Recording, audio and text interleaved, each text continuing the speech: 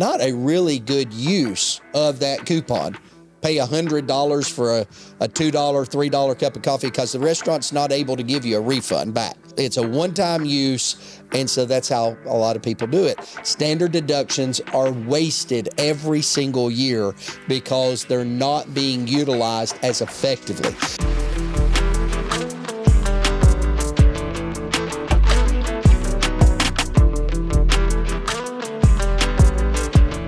Welcome, friends, to Invested in Faith, where faith meets finance in the most practical ways.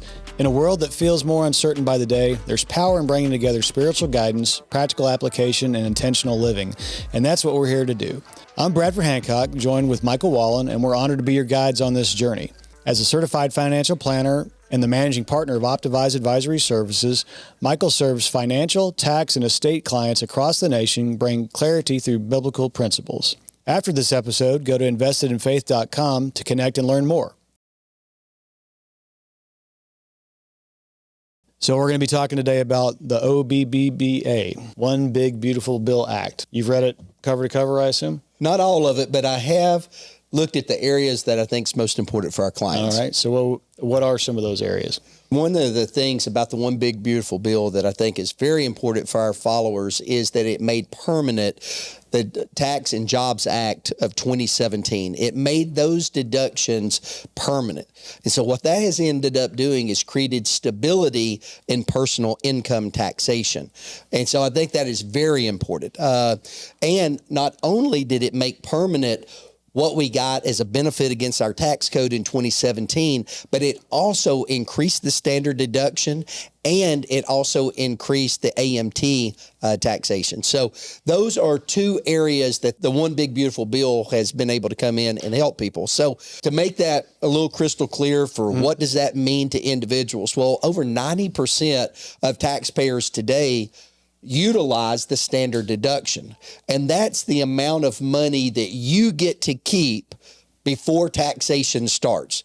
So here in the United States, we have a progressive tax rate. So the more that you start earning, you start progressively going up through thresholds that allows additional taxation for the more money that you make. So the zero rate of return today is the standard deduction. So think of it like this. Imagine today I gave you a coupon to your favorite restaurant.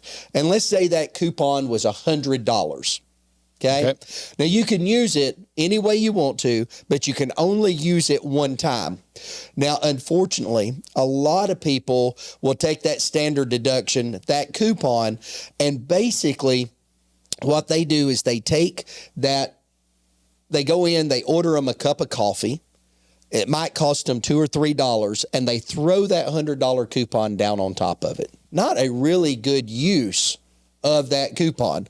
Pay $100 for a $2, $3 cup of coffee because the restaurant's not able to give you a refund back. Okay. So it's a one-time use, and so that's how a lot of people do it. Standard deductions are wasted every single year because they're not being utilized as effectively. And unfortunately, that is a reality. It's because people haven't went out and worked with a financial advisor that looks at all the different aspects. So you've got to have a tax plan in place. So by Congress increasing that standard deduction, that is allowing the money that individuals make in their retirement years, whether it's through Social Security, whether it's through their retirement account, whether it's other dollars that they may have set aside into savings, it is allowing those dollars to last longer and provide for more goods and services that are needed to have a quality of life during retirement. So it's wonderful. It's always a good thing when we see the standard deduction being increased. What's not good is when it's not being fully utilized. And that's really what the second part of the bill came in that I was really excited about. And that was for individuals age 65 and older. They get an extra bump of $6,000 for an individual, $12,000 for a married couple, of an additional standard deduction. And one of the things that I have been working with all my clients on is to not let that be wasted. Take that standard deduction, take that extra boost of either $6,000 or $12,000 and utilize it to move money from your qualified account, your 401k, your 403b, your 457, and convert that money over into a Roth account. Because if the government is going to give you a coupon that will cover the taxes, then by all means get it moved out of a taxable account, a fully taxable account, which is your 401k, your 403b, or your 457, get that moved over into a Roth account that is going to be tax-free for you in its distribution in the future. And not only that, but if you leave the gains inside of the contract that it gains over the next 5 years, those gains are also tax-free. And it's for 65 and older? This is a special benefit for taxpayers that are age 65 and older. Okay. But that is a huge, and I don't mean to sound like President Trump using that word, but it is a huge, huge benefit to individuals to be able to get those funds moved over. For people that have very modest size 401ks, 403bs, it starts you in a process of getting that money moved over tax-free. And if you can keep that up between ages 65 and 73, when you have your RMDs, you can get a lot of that money moved over in the most tax-efficient manner, so that as you go into your retirement years, or when you have your required beginning date that sets up your RMDs each year, if you can get that money moved over, then those funds will not impact your Social Security benefit. So if the only thing you have is a Roth and your Social Security, then your Social Security would not be taxable, because Social Security is not taxable in itself. It only becomes taxable when you add other forms of earned income against it during those retirement years. So that, again, that's the number two. So it increased the standard deduction. It made permanent the tax bills. It increased for the next 3 years, 2025 through 2028, for ages 65 and older, to get an extra $6,000 for an individual, $12,000 for a married couple, additional benefit. That spells out Roth conversion, Roth conversion, Roth conversion. Okay.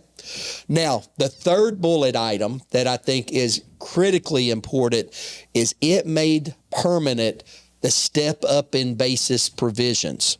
What's that mean? Okay, glad you asked, Bradford. What an heir gets to do is avoid capital gains taxes on certain assets when they are inherited from their family members. So step up in basis is very important. Now, if we go back a little bit of time, at the beginning of President Biden's administration, in that tax bill that was presented, it was a provision to eliminate step up in basis. So imagine you own a home today, okay? And you bought that house for $250,000. We'll use it as a nice round number, the average size value of a home across the country, $250,000. And you live in this home, and upon your passing, that you want to have your children to be able to inherit this home. And that home now happens to be worth $500,000. Well, your children receiving that home would pay taxes, capital gains taxes, on the increase from $250,000 up to $500,000. So they would get a tax bill of $250,000 multiplied by whatever that applicable capital gains tax was at that time. Okay. For them to be able to inherit property that you had already purchased. So under President Trump, one of the provisions in the One Big Beautiful Bill was to make permanent the step up in basis. And so when we look at transference of property, when we look at transference of wealth from one generation to another in this country, step up in basis has been a very beneficial provision, because as you can imagine, someone inheriting a home that they may need to actually live in it. You may have a child that has a desire to live in that home. Well, if they receive it, but they have a tax bill, let's say that again. Let's say you have a child that would like to live in the home. Yeah. And they're going to receive that, but the only way they can receive the property is that they've got to be able to pay the government the tax bill on that. What if they don't have the provisions to pay that tax bill? At that time, they're left with two things. Either they have to go get a mortgage on the house to cover the tax bill, or they'd have to sell the home and to make good on the taxes, and then take the net of that and be able to try to find another home to live off of. So in our country, for generations, we've had a step up in basis provision. And it's very important. It's that can also be a part of a stock portfolio that is left to whoever the heirs are, is the ability that they get up a step up in basis. So what happens is if you have a stock portfolio and a person passes away, at that point, whatever the day is they receive it, they get a step up to the fair market value. So let's say you bought Coca-Cola stock, or that was selling in the 1900s, early 1900s, and let's say that stock was $10 a share, and now it's worth $150 a share.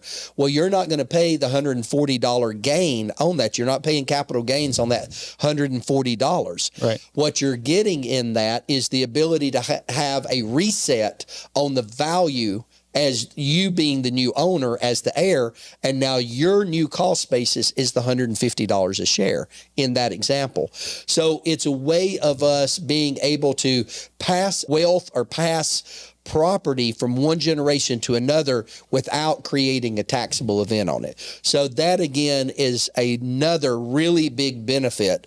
But for individuals that may have other assets, I highly encourage them to look at estate planning.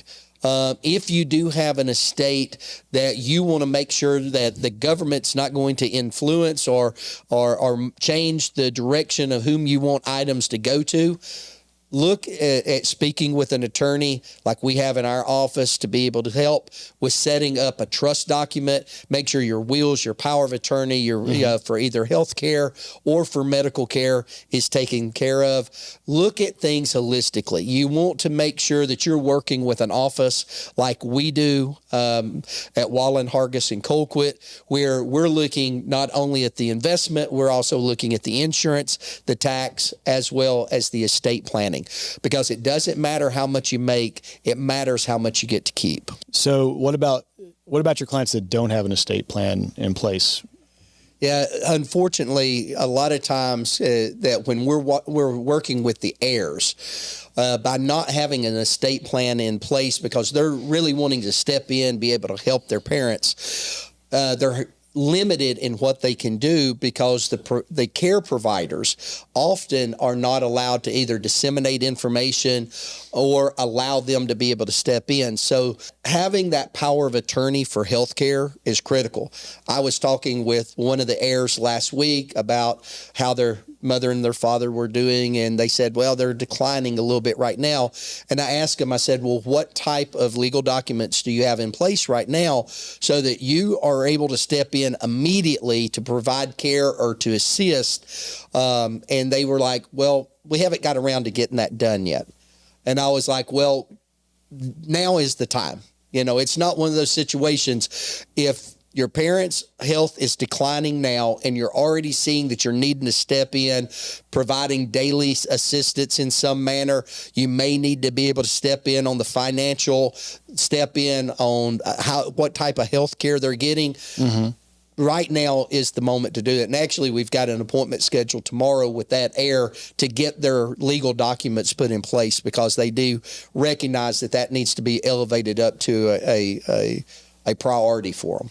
So I would highly encourage everybody as you're looking at how to be able to provide for care, and we'll do on our next show, we do have it set up to talk about estate planning, and we're going to get a lot deeper in this. But if you're out there today and you're the heir and you're going to be the one that's going to be taking care of your parents, encourage them to go ahead and get those estate plan documents put in place. You may not need a trust document. Not everybody does. Having a will just gives them the ability to identify whom they want items to go to. But your power of attorney for your health care and for your financial is critical. That you have those in place, because when a crisis happens is not the time then to be trying to find an attorney and to get things put into place. Some things may or may not even be able to be done at that time. So do it ahead of time. Get your legal documents in place like you would buy insurance, to have them in place early and often, and you're miles ahead when those situations occur. So in your career, what do you feel like is the biggest impediment for people to delay making those decisions? Is it just time, or they're just kicking the can down the road, or what's? Well, I think the big thing is everybody always believes that's not going to happen to me. You know, that's everybody. They hear the stories about what's happening to other people, but it's the one thing that's never going to happen to me. Or it's not going to happen today. It's not going to happen today. And it's kind of like ping pong management. If you're in a swimming pool and you take 10 ping pong balls, and your job is to hold those ping pong balls down. It's chaotic management. You're going to be rapidly trying to hold them down to and the one that you're going to address is the one that's closest to your face. But the reality is, if you just lined all the ping pong balls up, you could hold them down with one arm and have one arm free. It's not something people want to avoid it. A lot of times, Bradford, it's a situation where people want to avoid things that make them feel uncomfortable. So that's something they don't want to address. Nobody likes to think about bad things happening to them. Or things they don't understand. Or things that they don't understand. And so, yeah, it's not that they don't recognize it, but they just become an ostrich and they just want to stick their head in the sand. The reality is you need to give yourself sleep insurance. Sleep insurance is to go ahead and take advantage of the opportunity now, get them done so that you don't have to worry about it again in the future. But you need to prioritize it. Put it in a calendar. In my house, if it's not in the calendar, it doesn't get done. So take the moment right now, go to your calendar, write information down, call our office, and we'll be happy to walk through that process with you. But get your legal documents done. Get a tax coach. That's one of the things that we do that other firms don't necessarily do. It's not that we do tax preparation any better than anybody else, but we do tax coaching. We want to make sure that for the 12 months ahead, we're doing everything we can to make your tax event the most effective and efficient. So when we do your tax filing, you're getting the best benefit from it. So you're not just recording the taxes every year, you're coaching them on how to get the best benefit. Okay. Yeah, you've got to have a plan. Tax planning is not tax preparation. It is a completely different approach. We do tax planning, which gives us the most effective and efficient tax preparation. So those are things that we can provide, for people that are sitting out there saying, I don't have that. Or if they've got a very fragmented approach that they're not working with a family office that looks at every aspect, and they go, if I ask you the question as a client and I said, who's your insurance agent? And you tell me a different organization. And I said, then who's your investment client? And you tell me a different person. If I ask you your tax preparation person and it's somebody different, if your investments and your tax and your legal and your insurance, and if everything is being handled by separate individuals that are not collectively working together, you have to ask yourself the question, is that the best plan for me if all of my professionals are not talking to one another? So that ties into your income plan. It ties into your inheritance plan. It ties into your wealth transfer. Everything has to be considered holistically and collectively in your overall plan. That's what we do at Wallin, Hargis, and Colquitt. Okay. So the three things that you talked about today, which were? The three provisions of the One Big Beautiful Bill is it made permanent the Tax and Jobs Act's tax cuts that were put in place in 2017. That was the first one. Number two, it gave a $6,000 increase to the standard deduction for individuals age 65 and older, $12,000 if it's a married couple. Great opportunity for Roth conversions there. The third part was that it made permanent and extended the cost basis provision, which allows us to be able to transfer property from one generation to another without having to pay capital gains. That all is the one big beautiful bill. Take advantage of it. It's going to allow a lot of people to move money over into a Roth. That's taking control of your future taxation. And then the final part of what we shared today is make sure that you've got your estate plan in place. Make sure that if your health deteriorates on you, that it's not a situation that you're leaving your heirs behind the eight ball, so to say. Okay. That they have the documents in place that allows them to provide the best care for you and the best guidance and assistance as you navigate that latter part of the journey. Okay.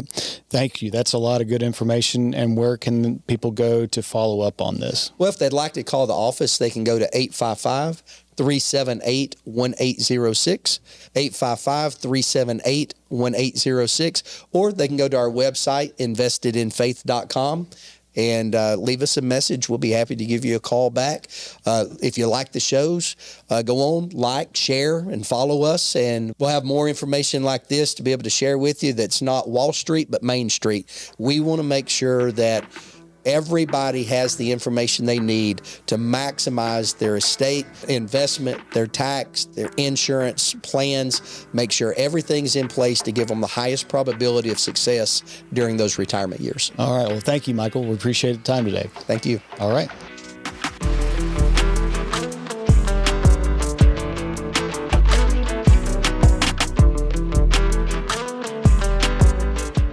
Optivice Advisory Services, LLC, Optivice, is an investment advisory firm registered with the Securities and Exchange Commission, SEC, under the Investment Advisors Act of 1940. Registration as an investment advisor does not imply a certain level of skill or training. The oral and written communications of an advisor provide you with information about which you determine to hire or retain an advisor. For more information, visit https://advisor.info.sec.gov and search for our firm name. This presentation has been provided for informational purposes only and is not intended as legal or investment advice or a recommendation of any particular security or strategy. The investment strategy and themes discussed herein may be unsuitable for investors depending on their specific investment objectives and financial situation. Information obtained from third-party sources is believed to be reliable, though its accuracy is not guaranteed. Opinions expressed in this commentary reflect subjective judgments of the author based on conditions at the time of publication and are subject to change without notice. Past performance is not indicative of future results.